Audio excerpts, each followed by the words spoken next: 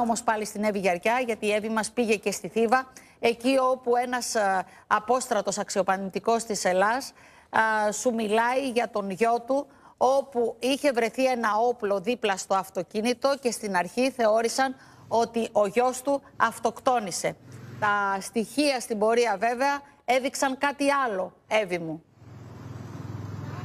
Ακριβώς, Ζήνα, όπως τα λες, μιλάμε για ένα θρίλερ που έχει διαρκέσει έναν ολόκληρο χρόνο. Ο κύριος Σπύρος Νίνος από τη Θήβα, που δυστυχώς πριν ένα χρόνο έχασε το γιο του, τον 38χρονο επιχειρηματία εταιρεία Security. Στην αρχή τα πρώτα στοιχεία, Ζήνα, έδειξαν αυτοχειρία. Όμως από την πρώτη στιγμή ο πατέρας, και το έχουμε συζητήσει με τον Αλέξανδρο τον Καλαφάτη, ο οποίος έχει περισσότερα στοιχεία, ο πατέρας έλεγε ότι δεν είναι αυτοκτονία, δεν είναι αυτοχειρία, είναι κάτι άλλο και ότι κάποιοι σκότωσαν το γιο του. Εμείς λοιπόν με τον συνάδελφο... Είχε βγει και σε ζωντανή σύνδεση ο πατέρας στην εκπομπή και από τα πρώτα 24 ώρα μιλούσε γι' αυτό, αλλά ο άνθρωπος στην πορεία έκανε τον αντίστοιχο Γιώργο Τσούκαλη, τον ιδιωτικό ερευνητή, προκειμένου να βρει στοιχεία. Και βρήκε ξαφνικά μέσα στο αυτοκίνητο ένα ημερολόγιο με συγκεκριμένους αριθμούς αυτοκινήτων που ο γιος του έγραφε ότι τον παρακολουθούν, αλλά και ένα όπλο το οποίο που δεν είχε βρει αστυνομία, Ζήνα, το ημερολόγιο. Ναι, αλλά και το όπλο που βρέθηκε δίπλα του και θεωρήθηκε ότι με αυτό το όπλο έδωσε τέλος στη ζωή του.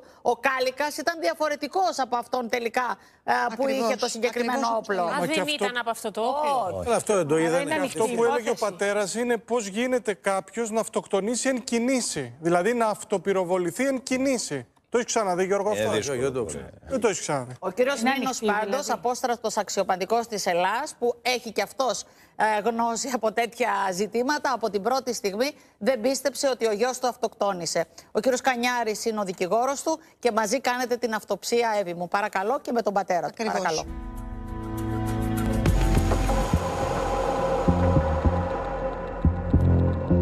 Είναι μια υπόθεση θρίλερ με πολλά ερωτηματικά και με εξελίξεις που κόβουν την ανάσα. Ένας 38χρονος ιδιοκτήτης εταιρείας Security και γιος απόστρατου αστυνομικού είχε βρεθεί νεκρός μέσα στο αυτοκίνητό του στη Θήβα. Ο νεαρός καθόταν στη θέση του οδηγού. Έφερε ένα διαμπερές τραύμα στο κεφάλι που αρχικά θεωρήθηκε πως προκλήθηκε από το τροχαίο. Αργότερα όμως εντοπίστηκε πεσμένο στο πάτωμα του οχήματος ένα πιστόλι. Εδώ στον επαρχιακό δρόμο της Θήβας που οδηγεί στο χωριό Θεσπιές, λίγο πριν ξεκινήσουν οι μπάρες, το αυτοκίνητο του 38χρονου Δημήτρη μπήκε στα χωράφια, εξετράπη για άγνωστο λόγο της πορείας του και συνέχισε παράλληλα με το οδόστρωμα. Τα πρώτα στοιχεία της ιατροδικαστικής εξέτασης στη σωρό του 38χρονου έδειχναν αυτοχειρία, όμως ο πατέρας του από την πρώτη στιγμή έκανε λόγο για εγκληματική ενέργεια. Όλες οι αποδείξεις που έχω είναι δολοφονία. Ο πατέρας του 38χρονου αλλά και ο δικηγόρος του Γιώργος Κανιάρης πήγαν στο σημείο που βρέθηκε το αυτοκίνητο, εξετάζοντας κάθε πτυχή ώστε να βγουν στο φως νέα στοιχεία. 15 μήνες μετά βρισκόμαστε στο σημείο που ο 38χρονος Δημήτρης βρέθηκε νεκρός μέσα στο αυτοκίνητο. Ένα θρίλερ, και γι' αυτό είμαστε εδώ, γιατί στην αρχή οι αρχές μίλησαν για αυτοκτονία. Δολοφονία είναι. Το παιδί ήταν υγιέστατο. Ήταν και ένα άλλο άτομο μέσα, το οποίο ακόμα δεν το έχουν βρει το DNA. Εμένα με πήρε τηλέφωνο και ερχόμουν να του σκοτωμώ. Δυστυχώς όμως δεν το πρόλαβα. Με το παιδί μιλήσατε λίγη ώρα πριν, σωστά? Τι σας είπε, ήταν φυσιολογικός όπως σας μιλούσε πάντα? Μια χαρά ήταν. Φυσιολογικός, μου λέει, με παρακολουθούν, μου λέει, αλλά να μην την πω τη λέξη του, μου είπε. Επειδή ήταν σκυρό παιδί, εγώ τον είχα πλάσει και ξέρω τι παιδί είχα. Στις ειδικές δυνάμεις είχε πάει. Καλός πυγμάχος ήταν, τον είχε γαλοχήσει πολύ καλά. Πολύ πιο καλύτερος από μένα ήταν. Εδώ, σε αυτό το σημείο, μπροστά στον αγωγό των Ομβρίων Υδάτων, βρέθηκε το αυτοκίνητο του άτυχου Δημήτρη. Το αυτοκίνητο ήταν ίσιο ή ντελαπαρισμένο?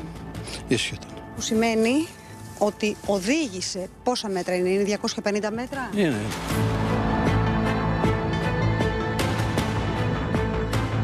Σε αυτό το σημείο λοιπόν κατέληξε το όχημα, ένα μικρό όχημα, με το Δημήτρη νεκρό. Αυτό που εντυπωσιάζει, μας προβληματίζει, αλλά κυρίως προβληματίζει τις αρχές, είναι ότι πώς το όχημα εξετράπη, ανέβηκε το κυκλίδωμα και έκανε όλη αυτή την πορεία μέχρι αυτό το σημείο. Εάν πέραμε την εκδοχή ότι είχε αυτοπυροβοληθεί ο Δημήτρης και έκανε όλη αυτή την σταθερή διαδρομή μέσα σε αυτή την πυκνή βλάστηση και έφτασε σε αυτό το σημείο. Το ερώτημα είναι ποιος ήταν στον γκάζι εάν ο Δημήτρης ήταν νεκρός από την εκτροπή.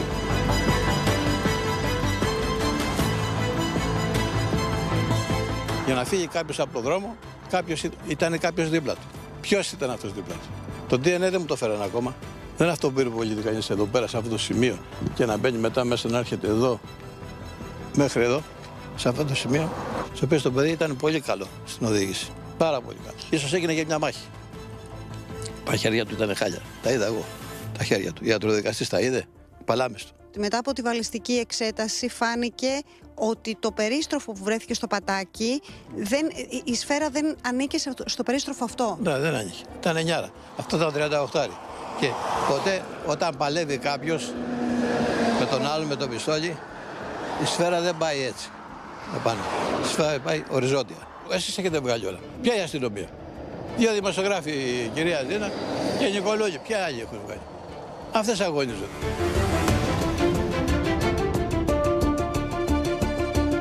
Παιδί σας σε επικοινωνία που είχατε σε ανύποπτο χρόνο πριν γίνει το τραγικό συμβάν, σας είχε μιλήσει με ονόματα? Ναι, με παρακολουθούν. Αυτά τα αυτοκίνητα είναι εκεί, είναι αυτά, είναι αυτά.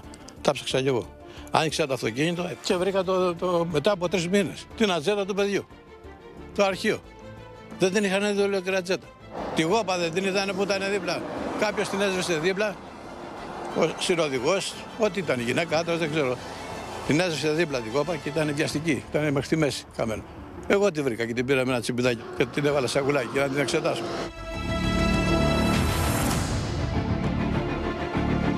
Έχουν περάσει πια 14, πάμε στους 15 μήνες, χωρίς να έχουμε λάβει δικογραφία. Το παιδί δεχόταν απειλές. Ειδοποιήθηκα από τον πατέρα, ήμουν στην Αθήνα και ειδοποιήθηκα ότι οι απειλές εντείνονται. Τηλεφωνικές οι απειλές? Ήταν τηλεφωνικές. Το παιδί, υπάρχει ένα ημερολόγιο στο οποίο έχει καταγράψει πολύ καιρό πριν και από το διάστημα που λέμε κάποιες συναντήσεις, κάποιες παρακολουθήσεις που του εγένοντο με στοιχεία αυτοκινήτων.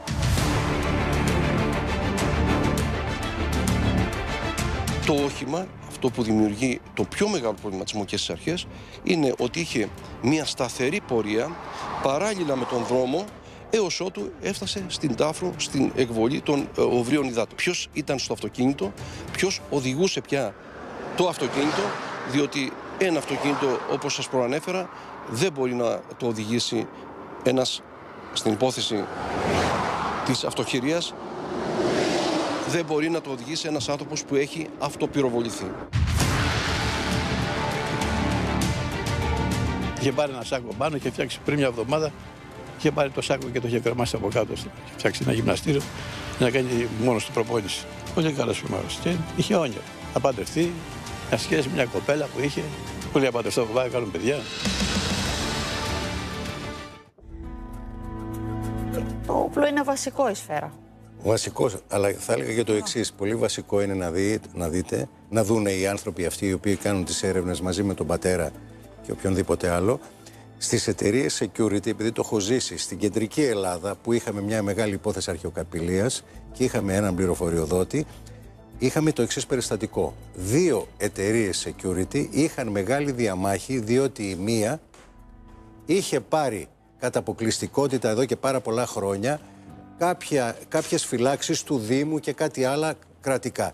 Εκεί λοιπόν βγαίνουν πολλές κόντρες και πρέπει αυτό να ερευνηθεί και πιστεύω ότι η αστυνομία θα το ερευνά. Αλλά στην αρχή έκλεισαν το φάκελο. Όχι, γιατί το λέω.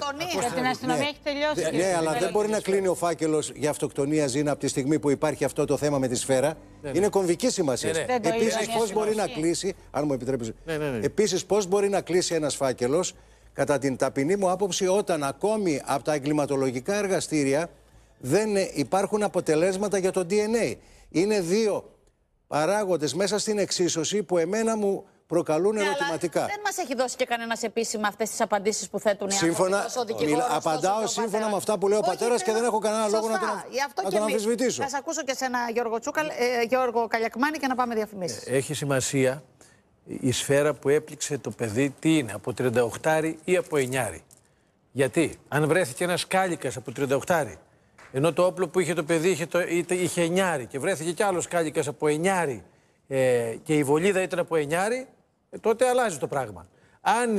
Αν όμως η βολίδα που έπληξε το παιδί ήταν από 38, ενώ το όπλο ήταν εννιάρι, εκεί είναι εξόφθαλμο ότι άλλο όπλο πυροβόλησε. Αυτό μας είπαν πάντως σήμερα. Εγώ αυτό κατάλαβα. Εγώ άκουσα για τον Κάλικα.